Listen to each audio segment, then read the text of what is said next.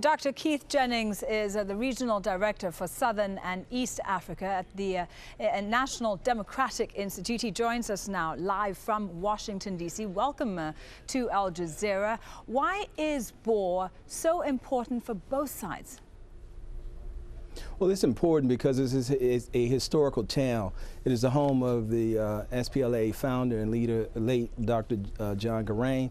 And it's also the home where the liberation movement was launched from in 1983.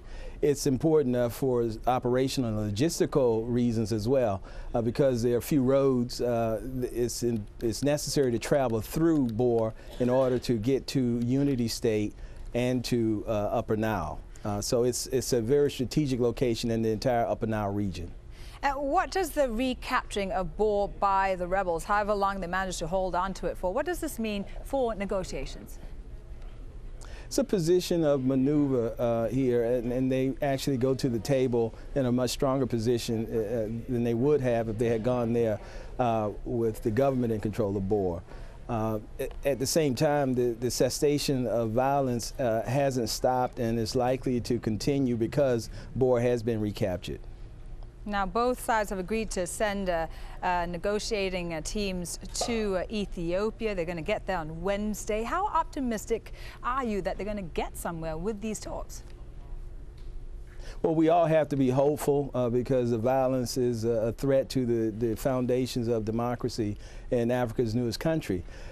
We should be cautiously optimistic, however. The political will is what's needed here.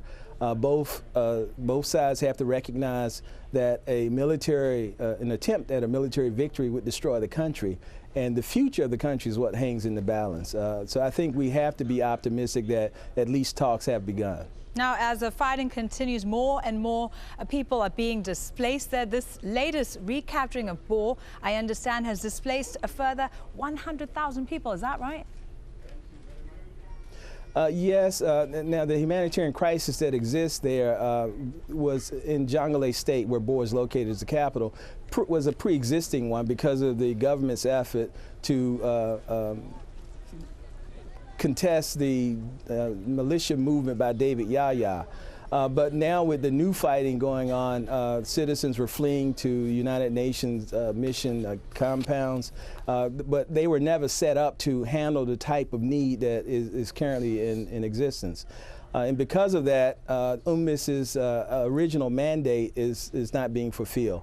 And so the humanitarian crisis is real, especially in a country as poor as South Sudan, with 90% unemployment, 80% of the citizens living in abject poverty, and over 70% of the citizens being under 30.